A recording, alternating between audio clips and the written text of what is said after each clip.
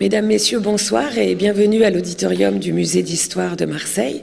Nous sommes très heureux d'accueillir cette année le festival Oh les beaux jours et je salue ici l'équipe présente puisque donc ce sont trois belles occasions qui nous réunissent cette année. Donc la conférence de ce soir, je laisserai Julien Loiseau vous présenter nos grands conférenciers autour du patrimoine égyptien ce soir, mais nous avons également un rendez-vous dès samedi à 11h, donc une rencontre avec Leslie Kaplan, auteur qui dialoguera avec Isabelle Sommier, une chercheuse, autour de la question des femmes et mai 68. Donc rencontre qui accompagne notre exposition Marseille et mai 68, donc que vous pouvez découvrir au musée jusqu'au 2 septembre. Et puis samedi encore, nous serons partie prenante de cette restitution de textes littéraires de Marie Darrieussecq et c'est pas Philippe mais Catherine, donc puisqu'ils sont venus au musée et ont écrit une belle histoire d'amour à partir d'un épitaphe sur une stèle funéraire présente dans nos collections. Donc voilà, c'était l'occasion pour moi de dire combien d'être associé au festival est une joie pour nous. Et je vous souhaite donc une belle conférence.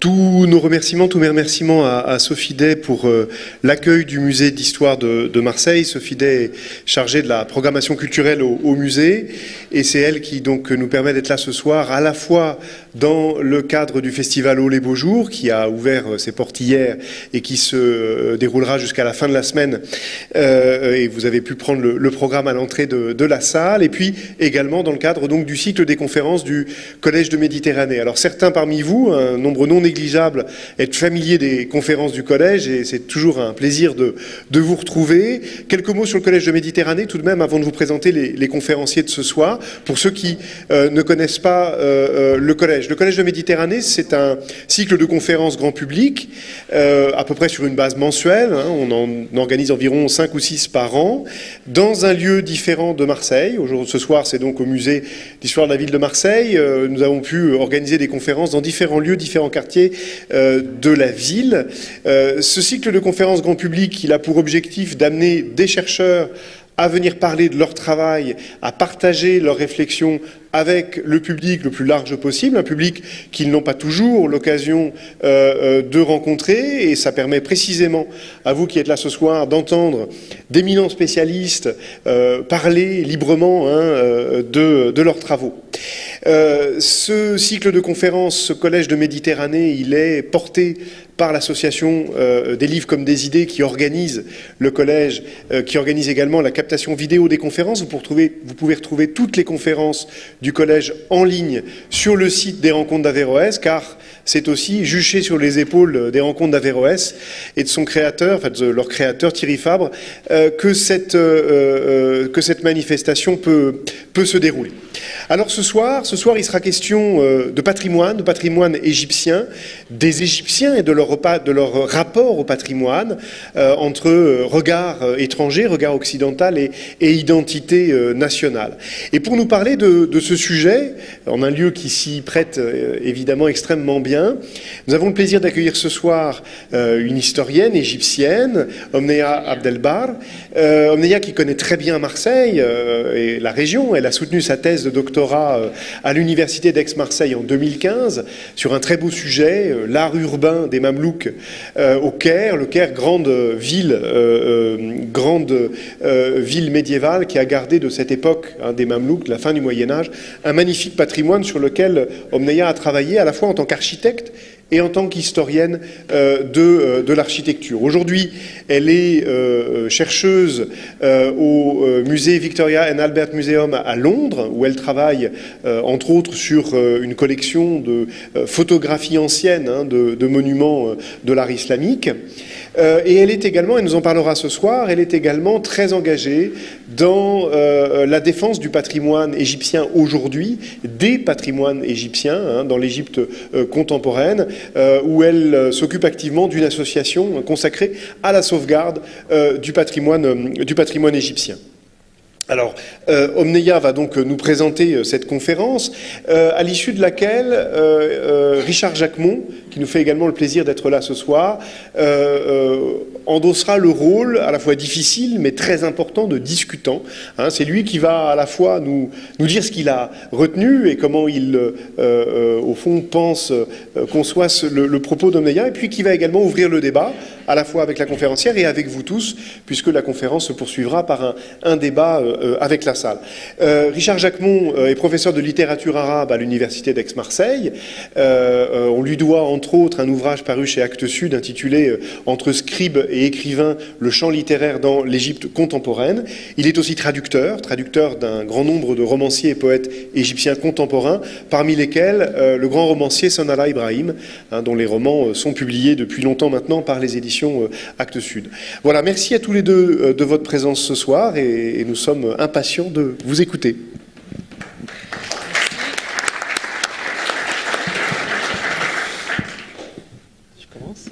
Merci Julien.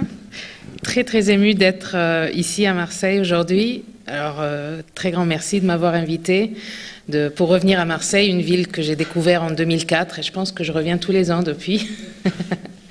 Merci à Olé Beaujour. J'aime beaucoup le nom que vous avez choisi pour le festival et je vous souhaite vraiment une très très bonne continuation et de continuer tous les ans. On va vous suivre et merci au public d'être aussi nombreux et de venir m'écouter parler sur un sujet qui me passionne toujours, le patrimoine de l'Égypte. Le patrimoine en soi est vraiment un mot énorme quand on est égyptien. J'ai décidé de commencer cet exposé avec une photo où je me sens un peu en contact. Je sens que peut-être c'est la photo où ça représente un petit peu le patrimoine que j'essaie depuis presque 20 ans maintenant de travailler sur sa défense. C'est un vieux monsieur qui est assis dans la cour, une cour d'une mosquée mamelouk construite au milieu du XIVe siècle, d'un émir, Al-Timbur al-Maridani, qui est en train de lire son Coran, peut-être avant la prière. Et pour lui, c'est vrai que c'est un patrimoine, mais c'est son quotidien. Et c'est là où je sens que c'est un patrimoine très très vivant et qui n'est pas énormément exprimé vis-à-vis des autorités, des personnes qui prennent des décisions en Égypte et qui n'est même parfois pas reconnu. Alors je commence avec cette photo-là. Et puis quand Julien m'a proposé de parler sur les Égyptiens et leur patrimoine, je dois avouer que j'avais un petit peu du mal à commencer et je me suis dit mais comment est-ce que je peux aborder ce sujet-là? Je me suis amusée et j'ai demandé à Google et juste pour voir, bon, quand on tape l'Égypte, qu'est-ce qu'on voit?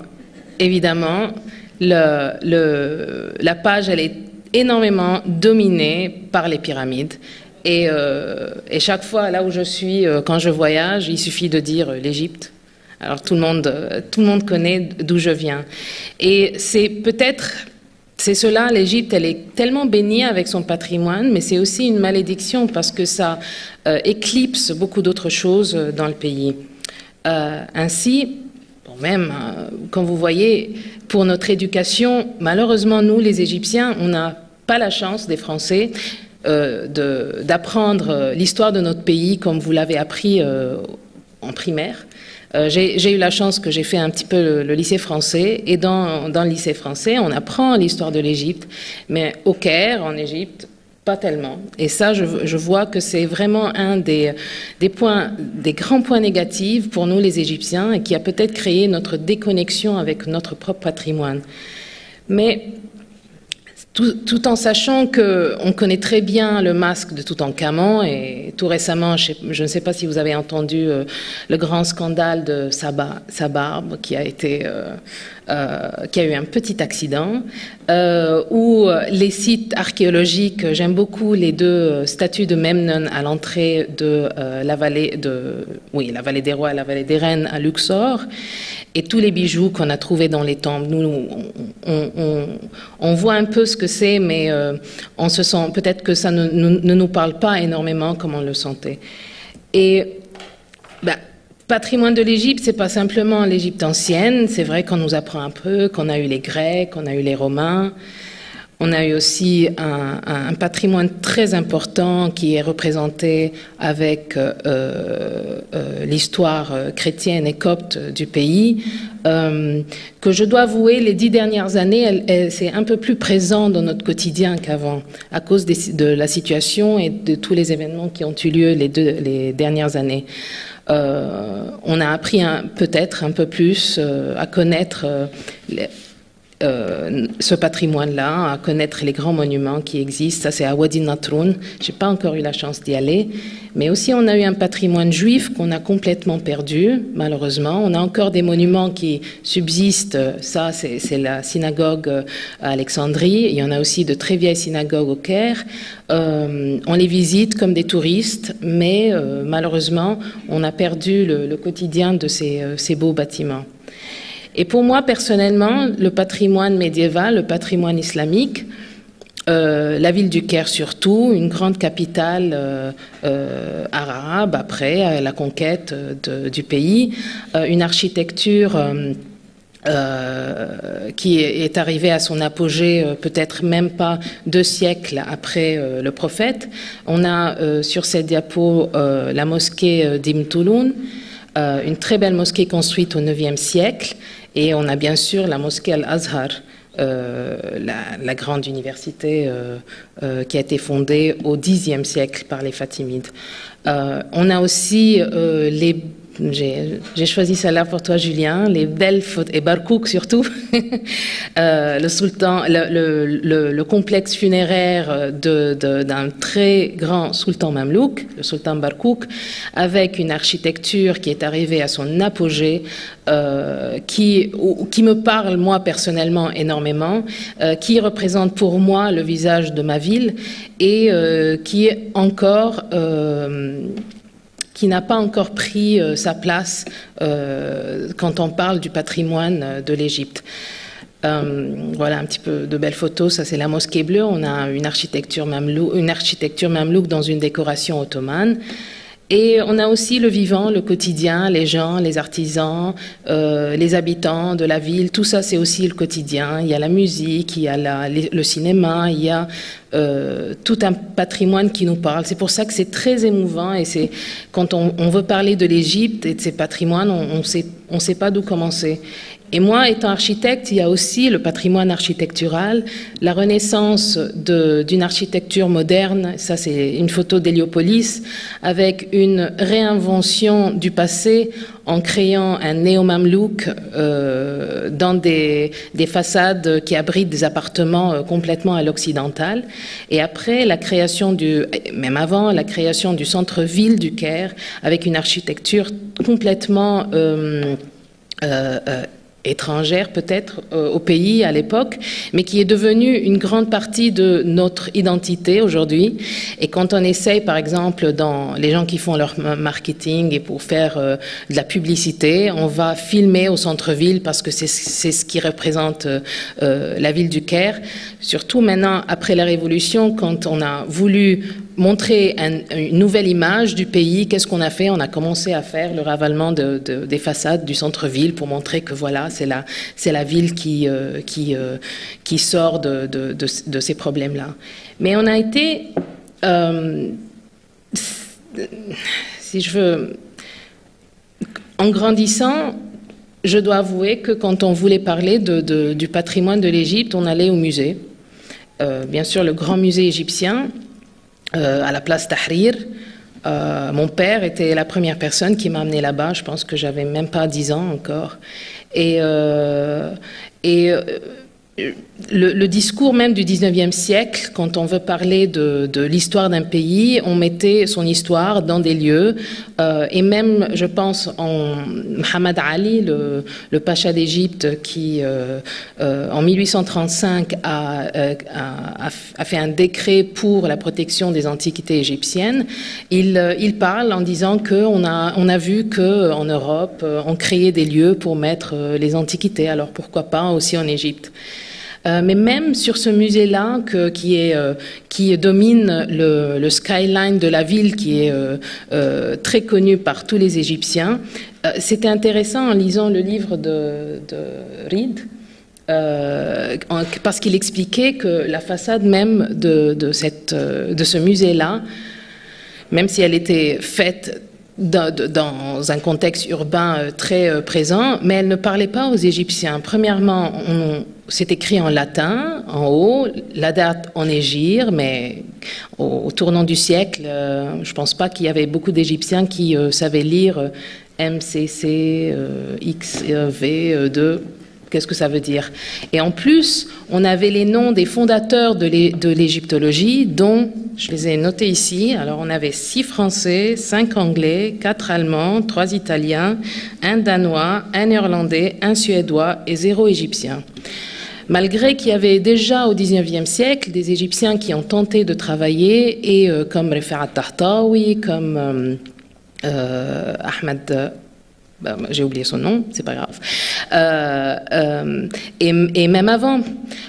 Mais c'était curieux parce que moi, en grandissant, je ne savais pas ça. Pourquoi toujours l'égyptologie, surtout, c'était surtout une histoire qui était... qui concerne plutôt les étrangers que les Égyptiens. Et c'était curieux, déjà en lisant le livre de Reed, de découvrir qu'on a essayé plusieurs fois de créer une école pour apprendre les hiéroglyphes aux Égyptiens, mais cette école était tellement battue qu'à la fin, il y avait juste une promotion qui a réussi à la finir, et puis après, je pense que c'est Mariette qui l'a fermée, parce qu'il faut penser que l'Égypte et son patrimoine, l'archéologie, les antiquités étaient très, très, très liés avec l'impérialisme, la colonisation, et c'est celui qui avait la main forte qui pouvait gérer aussi et être plus proche du pacha ou surtout du khedive du pays.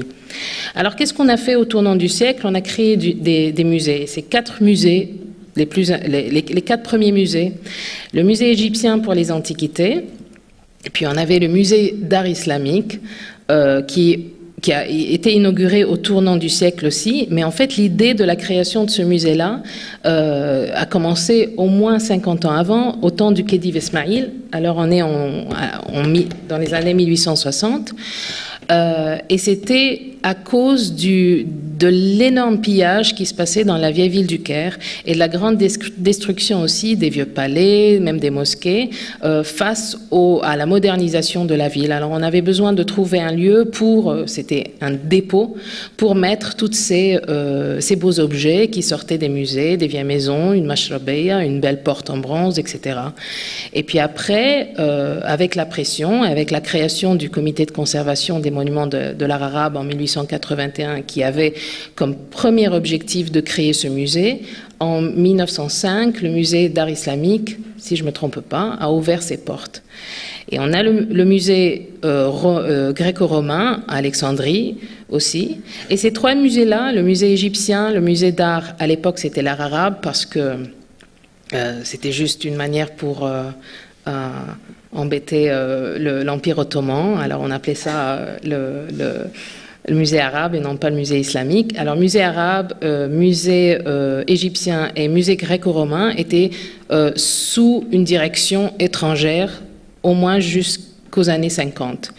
Le musée copte, qui fut inauguré aussi à la même période, était le fruit d'un Égyptien, Smey Kabasha, un copte, qui a décidé aussi, qui a travaillé avec l'église copte pour créer le musée. Et c'est peut-être le seul établissement qui a commencé sous une direction qui n'est pas étrangère. Et voilà, pour nous, en grandissant peut-être, moi personnellement, si je voulais connaître un peu l'histoire du pays, on allait au musée pour voir ces objets-là. Et je sais que, et même jusqu'à présent, nous les Égyptiens, on se sent toujours déconnectés encore de notre passé et de notre patrimoine, malgré qu'on le vit tous les jours. Et j'ai pensé à vous présenter ça. Ceux qui connaissent l'Égypte peut-être connaissent qu'on a une fête au printemps, le Cham Ben Nessim, ou comment on explique ça, sentir la brise. C'est le lundi de Pâques, du Pâques orthodoxe, et c'est toujours la fin de la saison des Khamassines, des tempêtes de sable. Alors on sait que le lundi, pof, il va toujours faire beau. Et pour Cham Ben Nessim, on mange du poisson, des oignons et des œufs.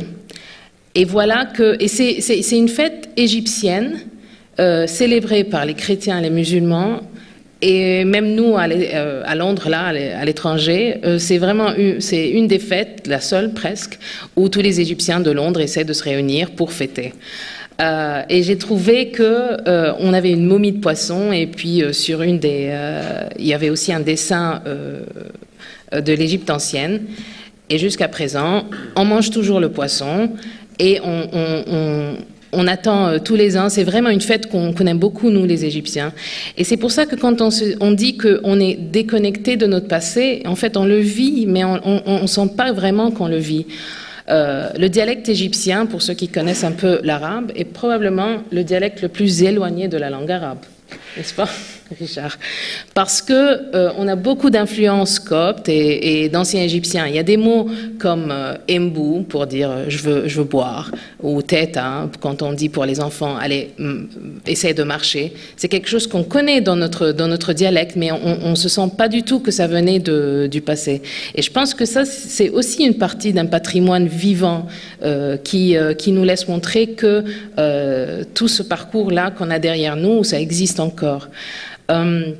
C'est vrai que en étudiant l'Égypte, on se dit toujours que ça a commencé avec l'expédition française, Champollion, etc. Mais alors, en lisant les vieilles sources, je me suis rendu compte que déjà les gens, ils ont tenté à comprendre qu'est-ce que c'est que ces symboles-là, ces sites qui sont à moitié envahis par le sable, qu'on n'arrive même pas à voir convenablement, ce sphinx, qu'est-ce qu'il dit.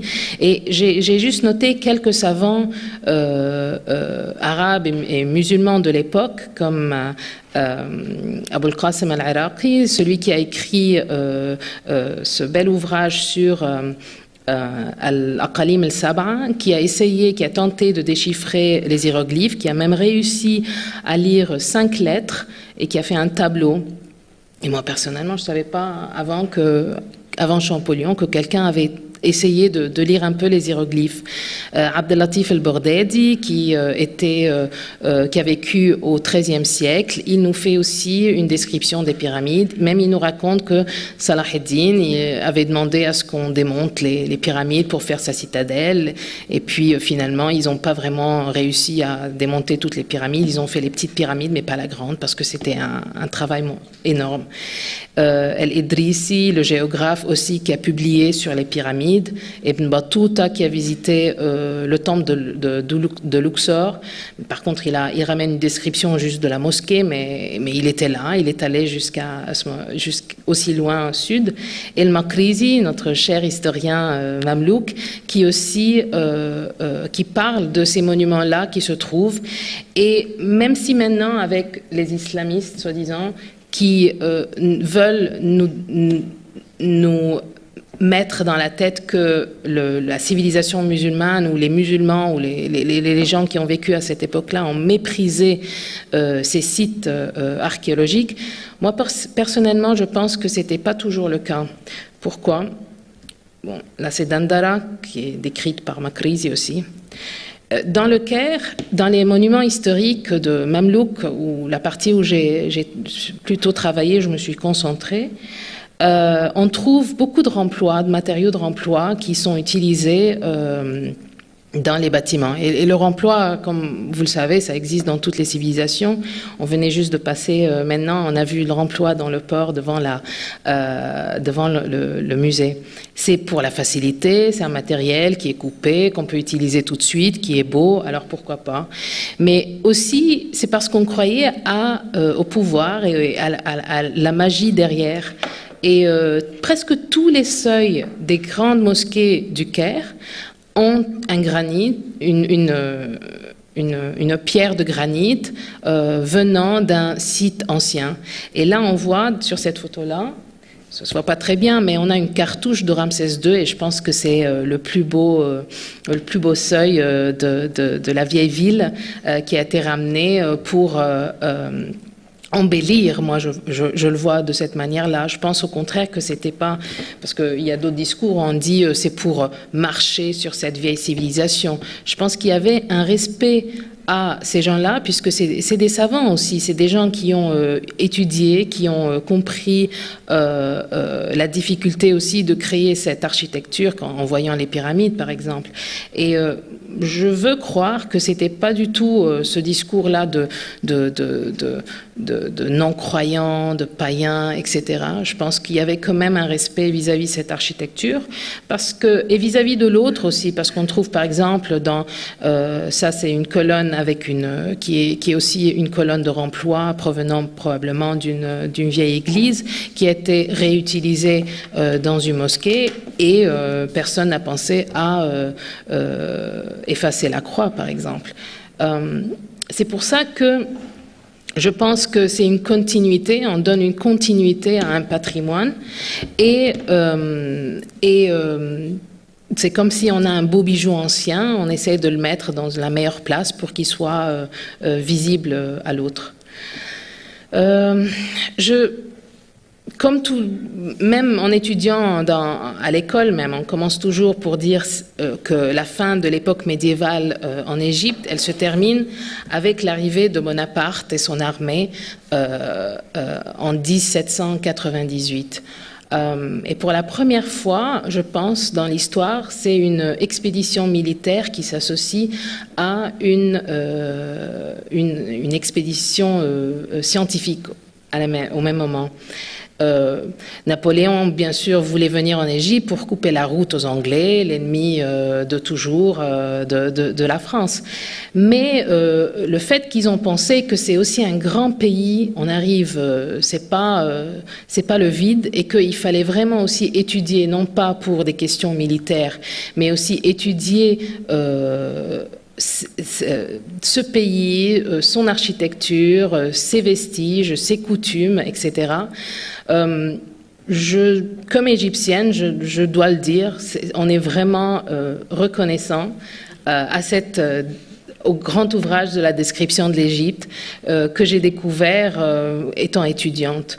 Et Napoléon, dans sa fameuse, voilà, ça c'est une peinture qui se trouve au Louvre, non, à Versailles, de Bonaparte devant la pyramide, avant la bataille des pyramides, qui d'ailleurs n'a pas eu lieu aux pyramides ou même au plateau de Giza, elle a eu lieu à Mbeba, mais c'était plus impressionnant de dire que Mbeba, c'est disons 10 km plus loin, mais c'est sûrement plus impressionnant de dire que ça a eu lieu au bas des pyramides.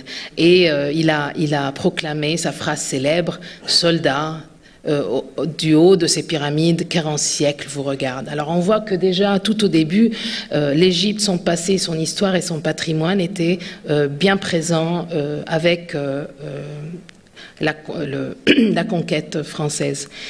Quand j'étais étudiante en architecture, on essayait de faire aussi des projets d'urbanisme dans la ville. Et c'était à l'époque, dans les années 90, on n'avait pas encore Internet, et alors il fallait trouver des vieux plans. Et je suis allée, c'est là où j'ai découvert les premiers livres de la description d'Égypte et le plan du Caire, dans un des vieux tiroirs de la société géographique qui se trouve à quelques pas de la place Tahrir. Et je pense que ma fascination sur les plans et sur le travail qui a été fait dans cet ouvrage a commencé à cette époque-là. la relation avec l'Égypte ne va pas s'arrêter avec le départ des Français. On sait que bon, ça a été un échec militaire, mais sur le point scientifique, ça a été un très très grand succès.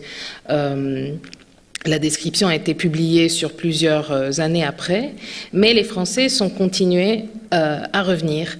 En 1818, un Marseillais, Pascal Coste, arrive au Caire. Et il vient pour travailler chez le Pacha d'Égypte, pour faire du travail, pour faire des barrages, etc. Mais il s'intéresse à l'architecture parce qu'en fait, Mohamed Ali, il voulait se faire une mosquée à la citadelle. Et il lui demande d'aller faire un petit peu de recherche pour qu'il lui propose un dessin pour cette mosquée-là. À l'époque, Pascal Coste devait avoir un décret spécial du Pacha pour qu'il puisse entrer dans les mosquées du Caire, ce qu'il va l'avoir. Et là, je vous présente un très très beau dessin qu'il a fait du mausolée de Sultan Hassan. Ce dessin-là se trouve au musée, un original se trouve au musée Victoria and Albert où je travaille, et les archives de Pascal Coste se trouvent ici à Marseille. Et c'est un dessin fait au crayon en 1822 et avec un petit peu d'aquarelle. Et éventuellement, Pascal Coste se rend compte que c'est l'architecture mamelouk qui représente l'identité du pays, qui représente vraiment l'architecture égyptienne très marquante du Caire. Mais finalement, ceux qui connaissent le Caire savent très bien que Mohamed Ali ne va pas se construire une mosquée mamelouk, malgré que Pascal Coste lui avait déjà fait les dessins, mais il va se faire construire une mosquée totalement ottomane. Étrangère pour les Égyptiens peut-être à l'époque, mais elle est devenue très très familière pour nous en ce moment-là, parce qu'elle est représentée sur les 10 piastres par exemple. Elle est la mosquée de Mohamed Ali est sur toutes les skylines de la ville dans les publications modernes. Et c'est une forme c'est comment le patrimoine est digéré et transformé et réadapté pour se créer un nouveau narratif. Et on parlait juste avant de commencer la conférence qu'en Égypte, sur notre monnaie, on a 2 faces, où l'on a sur la face écrite en arabe toujours une mosquée. Et je me suis rendu compte juste maintenant, moi je voyais qu'il y avait une face, une mosquée, une face, c'est l'Égypte ancienne. Mais en fait, la face arabe, c'est la mosquée, et la face anglaise, c'est un temple de l'Égypte ancienne. Et c'est peut-être aussi, ça peut nous rappeler cette idée-là que l'Égypte ancienne, c'est pas vraiment pour les Égyptiens, c'est toujours pour les étrangers. Et ce qui nous appartient, c'est peut-être l'histoire plus proche, médiévale. Pour continuer, juste pour vous montrer que les étrangers se sont intéressés, bien sûr, sur la question de l'Égypte ancienne, il y a beaucoup de travail qui a été fait, mais c'est pas vraiment ma spécialisation. Alors, je vous raconte un peu de ce que moi je connais de la vieille ville du Caire. Et voici un autre dessin qui a été fait par un architecte anglais. Et c'est juste la poignée de la porte, mais quelle porte? C'est la grande porte de la mosquée funéraire de Mouayetchir, alors qui a été réinstallée originellement. Elle était faite pour la madrasa de Sultan Hassan, et malheureusement les 2 poignées ont disparu aujourd'hui, mais le fait que ce dessin-là se trouve, c'est un petit indice qui peut nous aider si un jour on arrive à mettre en place une restauration.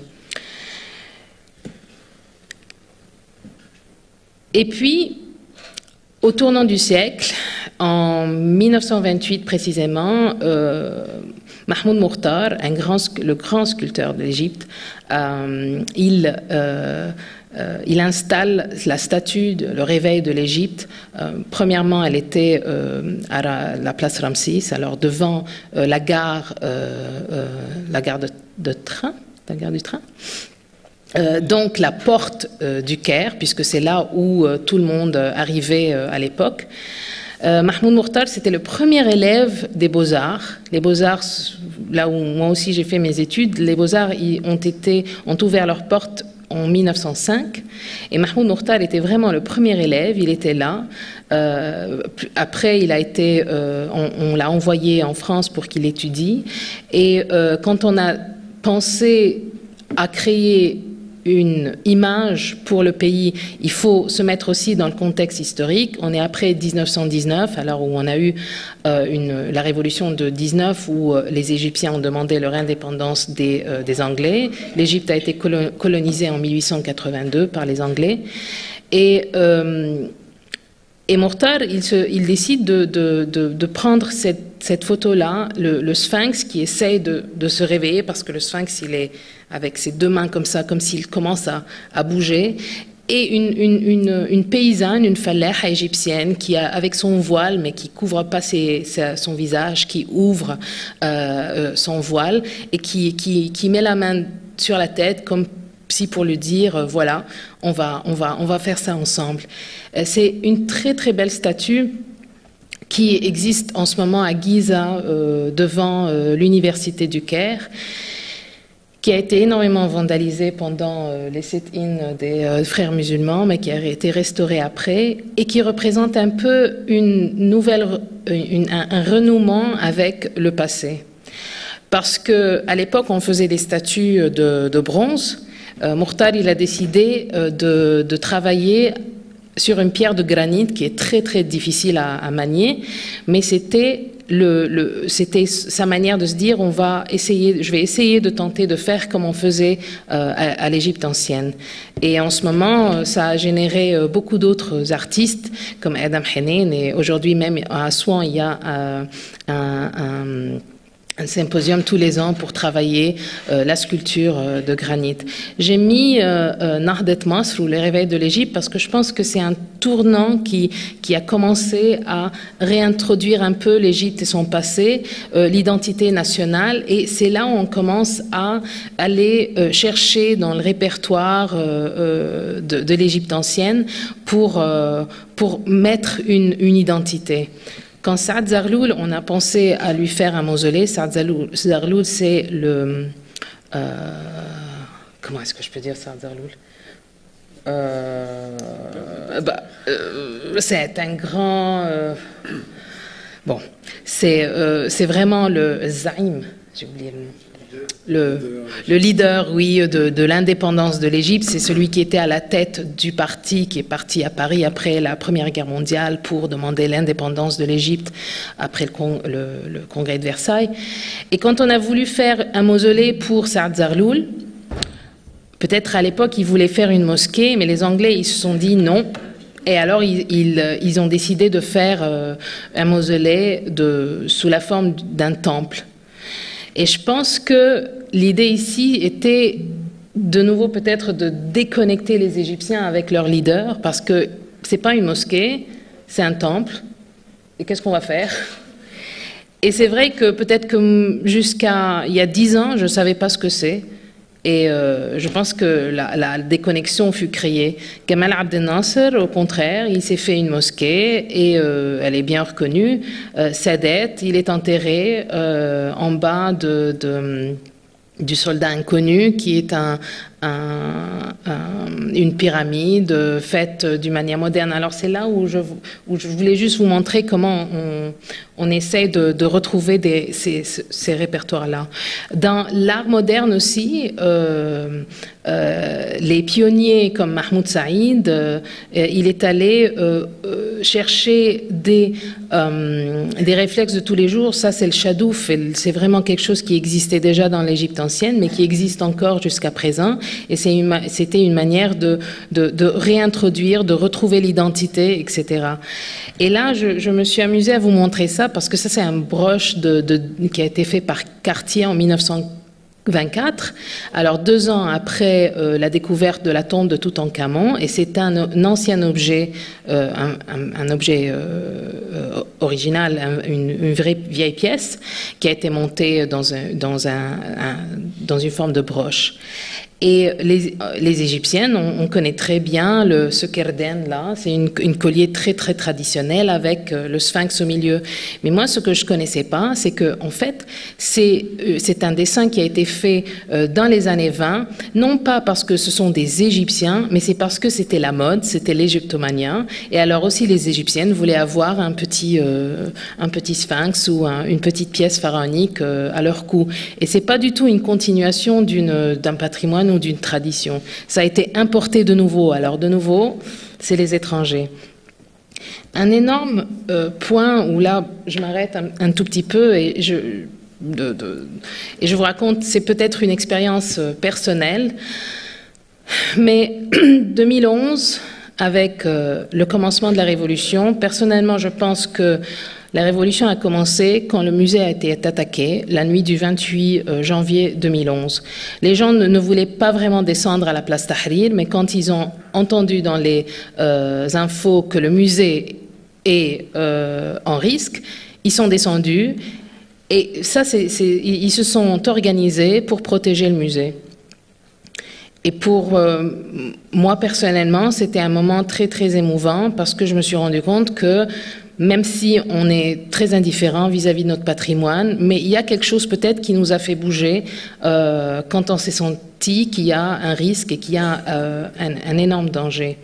Bon, vous savez peut-être un peu, je vais juste montrer vite fait, ce qui s'est passé après, le pillage des monuments, l'Institut d'Égypte qui a pris feu, mais l'Institut d'Égypte a pris feu et la même chose, les gens sont descendus, les gens se sont organisés, on a essayé de sauver le plus possible. Mais c'est la mobilisation des gens qui ne se connaissaient pas, c'est ça ce qui est extraordinaire. Le musée de Malawi, je me rappelle qu'on a fait la traduction de l'index du musée entre 5 personnes qui ne se connaissaient même pas parce qu'il fallait le faire de l'arabe à l'anglais vite fait en une nuit et on a partagé le travail. Quand on a voulu un peu s'approprier une identité, ça c'est un grand artiste, Zeft, qui a fait le masque de Nefertiti avec un masque à gaz. Ça a commencé, pour moi c'était vraiment une belle découverte. Ça c'est un autre artiste, Ala Awad, qui a dessiné sur les murs le graffiti de la procession. Ça c'était pour les manifestations des femmes. Et ça se voit qu'il y a une inspiration de l'Égypte ancienne. Les gens ont trouvé une plateforme qui puisse les communiquer entre eux. Et moi, personnellement, c'était vraiment très important pour moi parce que si je travaillais sur la conservation de la vieille ville, par exemple, mais je ne connaissais pas tous les gens qui étaient intéressés au patrimoine de l'Égypte. Et quand on avait besoin de faire quelque chose, je ne connaissais pas qui parlait. C'était impossible d'arriver à se connecter même avec les gens au pouvoir pour leur passer un message ou deux. Mais la Révolution nous a donné une voix et nous a donné aussi une manière de communiquer. Et bien sûr, les réseaux sociaux ont créé une révolution en soi. Je vous montre ici, ça c'est 2 pages d'amis qui ont commencé, mais avec des 100 000 suivants. Ça c'est un groupe de jeunes architectes et artistes qui se baladent dans la ville et qui font des sketchs. Et ils se donnent rendez-vous et ils vont découvrir. Tout récemment, une autre amie à moi a monté une galerie où elle a réussi à exposer des photos d'art contemporain d'artistes égyptiens dans le musée égyptien même. Et ça, même si c'est quelque chose qui est qui se passe assez souvent en Europe, ça se passe pas du tout en Égypte. C'est vraiment, les choses changent et je suis très très optimiste.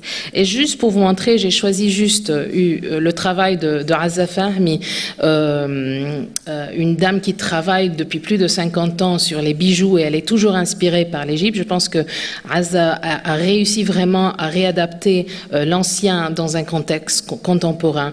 Et peut-être je l'ai choisi parce que c'est vraiment le plus bel exemple, mais il y a beaucoup de jeunes artistes et de designers et d'architectes et qui se sont rendus compte qu'on a vraiment un répertoire très riche et qu'il ne faut pas toujours regarder ce qui se passe ailleurs parce que déjà il suffit d'ouvrir les yeux et de regarder ce qu'il y a autour de nous. Ça commence toujours avec une catastrophe, mais là, quand Julien vous avait raconté aussi que je travaille avec la Fondation égyptienne pour le sauvetage du patrimoine, et j'ai rencontré la Fondation le jour même où le musée d'art islamique a été attaqué, le 24 janvier 2014, je ne vais jamais oublier. On s'est réveillé à cause il y a eu une explosion. Je me suis rendu compte que c'est juste en face du musée. Le musée n'était pas vraiment la cible, mais il fut énormément atteint. Et c'est là où j'ai rencontré l'équipe de la Fondation, une jeune équipe qui a été fondée en 2012, qui ont essayé, et j'ai commencé à leur donner un coup de main. Et voilà, et la fondation a été créée. Et avec eux, on travaille en ce moment, on a réussi à trouver des fonds du gouvernement britannique pour travailler sur les membars, c'est les chaires de mosquée. Pourquoi? Parce que depuis 2012, je fais aussi la documentation du pillage des monuments avec tout un grand groupe de gens, et je travaille sur la partie sur le Caire historique. Il y a d'autres qui travaillent sur les sites archéologiques, les sites gréco-romains, etc. Les mosquées sont des objets clés dans la mosquée, mais en même temps, c'est des objets qui sont très vulnérables parce c'est très facile de les vandaliser. Je vous montre ici une photo de nouveau la mosquée de la première photo du monsieur qui était assis, c'est la mosquée El Tambour al-Maredeni. Le minbar a été volé 2 fois parce qu'au 19e siècle, il a été volé, on a trouvé les pièces et même là, on a la date de la restauration en 1902. Et malheureusement, j'ai trouvé un peu trop tard parce que la mosquée a été, le minbar a été volé en 2008 et j'ai trouvé qu'à Sotheby's en 2009, mais ça récemment, la semaine dernière, je regardais, il y avait ces pièces-là qui étaient en vente et qui ont été vendues. Et on ne parle pas de quelques mille euros, on parle de 500 000 à des moments. Et quand on regarde, tout de suite, je me suis rendu compte, mais ça... c'est une mosquée c'est un minbar très caractéristique et vite fait on voit que c'est vraiment c'est ces pièces-là. Je ne sais pas si on peut ouvrir une enquête, mais ça va être quelque chose que je vais essayer de faire. Mais l'année dernière aussi à Sotheby's en Angleterre, à Londres, il y avait 2 portes de minbar qui se vendaient à 200 000 pounds. Et même moi, je pense personnellement que c'est une restauration du 19e siècle. Mais pour eux, ils disent c'est des portes mamelouks. Et alors, c'est vraiment un patrimoine qui a une grande valeur, même si en Égypte on le considère comme un truc, un objet de tous les jours où l'imam utilise, etc. dans la mosquée. On ne se rend pas compte de sa valeur sur le marché de l'art. Tous les musées avec des collections d'art islamique ont aussi des pièces de minbar. Là, c'est la mosquée, c'est le minbar de Qaitbay qui se trouve au musée Victoria and Albert, qui a été premièrement exposé à Paris à l'exposition universelle de 1867, et puis le musée l'a acheté en 1869 parce que pour l'exposition de l'Égypte, ils ont décidé de ramener les plus beaux objets, les plus beaux objets qu'ils ont, et ils ont choisi ce minbar. Et puis vous voyez, les autres pièces se trouvent à Copenhague, à Paris, au Louvre, au Met, à New York et à Vienne tout récemment dans les réserves de la mosquée. Et c'est pour ça qu'on a commencé à se dire non, il faut vraiment qu'on travaille, parce que le problème c'est qu'on n'a pas du tout de la documentation. Et on trouve des trucs sur les marchés d'art, mais on ne peut pas justifier leur présence et on ne peut pas les lier. Et c'est pour ça qu'on commence sur ce projet-là à faire une base de données qui sera en ligne, qui permettra à tout le monde de regarder, de voir s'il a un doute. On a commencé avec un très très beau minbar aussi de l'époque de Qaitbay, construite au XVe siècle. Et on avait commencé à faire, je vous montre un petit peu juste nos travaux, mais tout d'un coup, une énorme crise, le ministère des Antiquités décide de démanteler le minbar parce qu'il est un minbar d'une grande valeur. Et c'est là où même en travaillant, on a dû faire une grande campagne. On a contacté l'Ahram, et l'Ahram a adopté toute une campagne pour mettre de la pression sur le ministère des Antiquités, parce que ce qui allait être fait, c'est qu'on le mettait dans les réserves à la citadelle. Mais à cause de la pression qu'on a créée, le ministre a décidé de le mettre tout de suite au musée, un nouveau musée, le musée national, NEMEC, ça s'appelle National Egyptian Civilization. Voilà, c'est celui-là. Et de nouveau, on est dans la mentalité du 19e siècle ou du tournant du siècle, comme je vous ai montré avec les 4 grands musées de l'Égypte. Malheureusement, je trouve que la direction, les grands plans concernant le patrimoine de l'Égypte, c'est toujours de le mettre dans des musées. Et c'est très grave parce qu'on est en train de déposséder les grands monuments historiques de leur richesse. Enfin, ça va être une lutte, mais ça continue. Le Grand Musée, vous avez sans doute entendu parler, qui va être probablement inauguré en 2019. Et on continue toujours à faire des nouvelles découvertes archéologiques sur le site. Mais ce qui se passe maintenant, c'est que c'est plus simplement le travail d'étrangers. Les Égyptiens, ça devient des news partout quand on trouve un truc, et les Égyptiens commencent à s'intéresser. Je voulais vous montrer, Monica, c'est une de mes grandes amies avec qui on travaille beaucoup. Elle est égyptologue, moi je couvre la partie médiévale.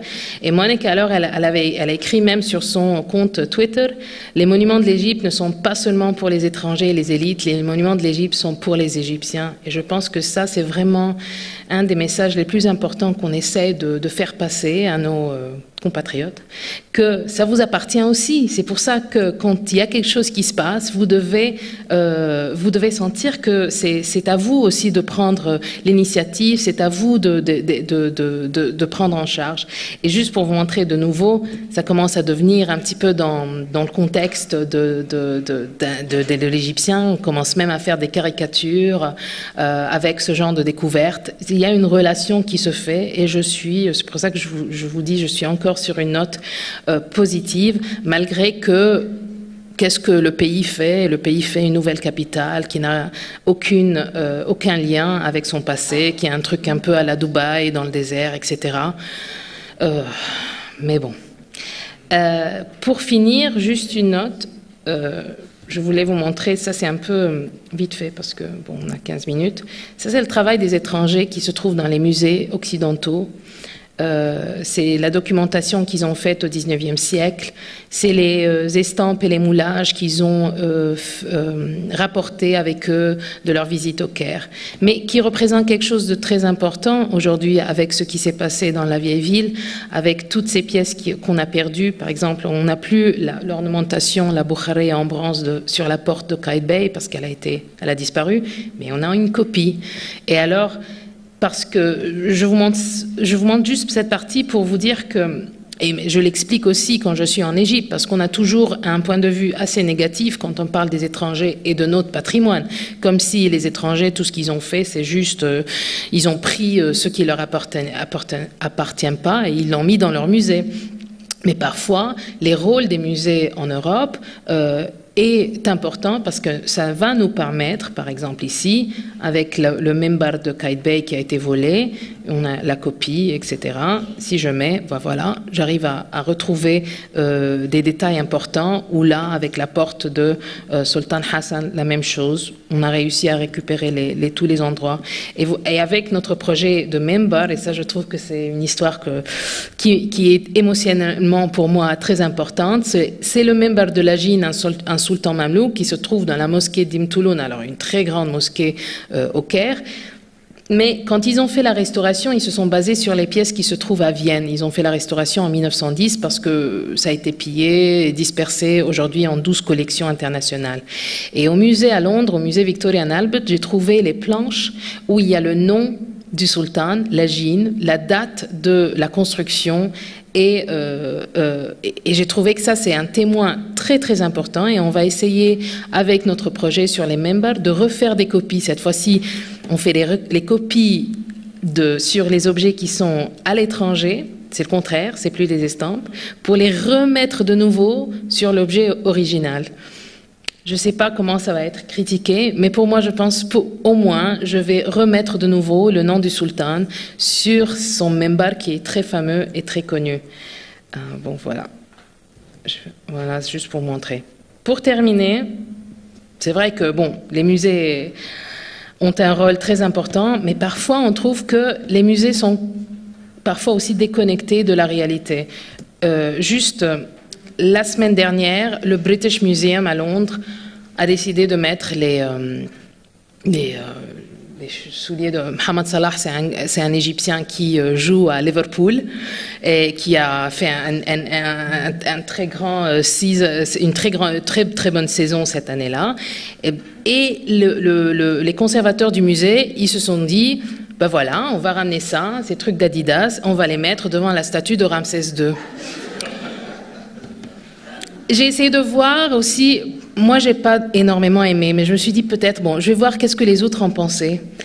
Et j'ai essayé de lire et de demander, de poser la question à d'autres Égyptiens. Et je me suis rappelé cette photo-là. C'est après le discours de Moubarak en février, le 10 février, sur la place Tahrir. Qu'est-ce que les Égyptiens ont fait pour lui dire on n'est pas du tout d'accord? Ben, voilà. Et c'est là où on voit il existe encore une déconnexion quand même, et même si le musée britannique, il essaie de renouer, de faire des contacts, etc. et de dire, voilà, on est en train de célébrer le travail d'un grand Égyptien devant la statue d'un autre grand Égyptien, mais parfois, le discours, il est un peu... il leur échappe parce qu'on n'essaye même pas de voir comment est-ce qu'on peut créer cette relation-là. Et je termine sur cette note. Voilà. Merci.